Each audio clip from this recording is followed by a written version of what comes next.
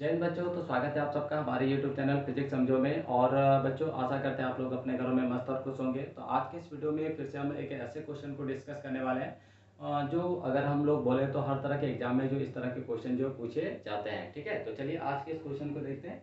देखिए क्या है, potential energy of particle varies with distance x. यानी एक पार्टिकल है जिसका पोटेंशियल एनर्जी जो है वो डिस्टेंस के साथ क्या होता है, चेंज होता है ना, वेरी करता है। From a fixed origin is a given by U equal to, ये आपका जो पोटेंशियल एनर्जी है उसका फॉर्मूला गिवन है। और आगे पूरा find the dimension of A B है ना, ए इंटू बी का आपको डायमेंशन क्या करना है, कैलकुलेट करना है।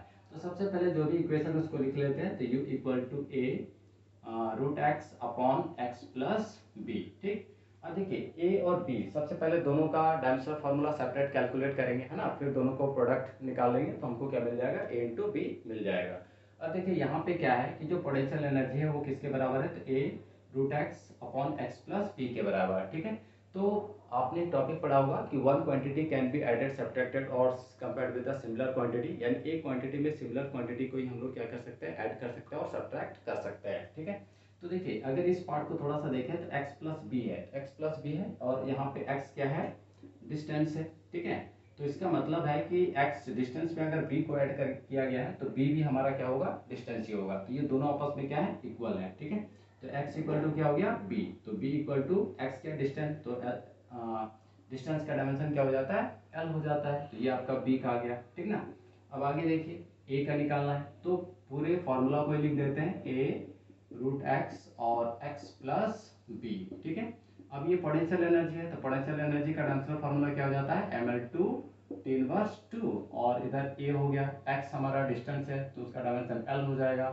और पावर कितना हो जाएगा 1/2, क्योंकि रूट है उसको लिख सकते हैं 1/2। ठीक है, और इधर x तो डायमेंशन हो गया l प्लस b, b का डायमेंशन क्या है, l ही है ना, तो ये हमारा क्या हो गया, l हो गया। ठीक है, तो फिर ml2 tan−2।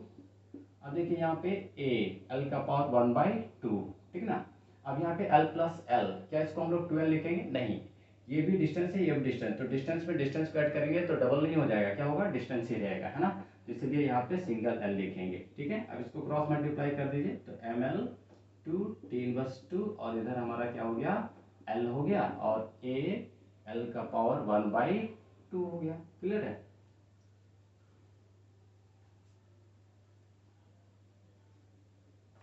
चलिए तो अब इसको थोड़ा सॉल्व करते हैं। तो m l का पावर 2 और यहाँ पे क्या हो जाएगा, l का पावर 3 tan−2 और ये आपका आ गया l और l का पावर 1/2, इसको उठा के नीचे फेंक दीजिए है ना, तो यहाँ पे आपका आ जाएगा m l का पावर 3 tan−2 और l का पावर 1/2।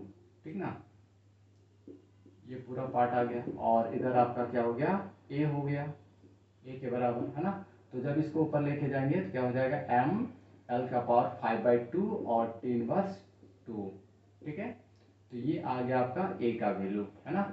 अब a भी निकालना है तो देयरफॉर a b, अब a का वैल्यू ये है तो m l का पावर 5/2 tan−2 और b का वैल्यू कितना है, l है ना, यानी l हो गया। अब ऐड कर दीजिए तो m l का पावर 5/2 और प्लस 1 तो क्या हो जाएगा, 5/2 प्लस 1 यानी 7/2, तो l का पावर 7/2 tan−2 है ना, ये आपका आ गया a b।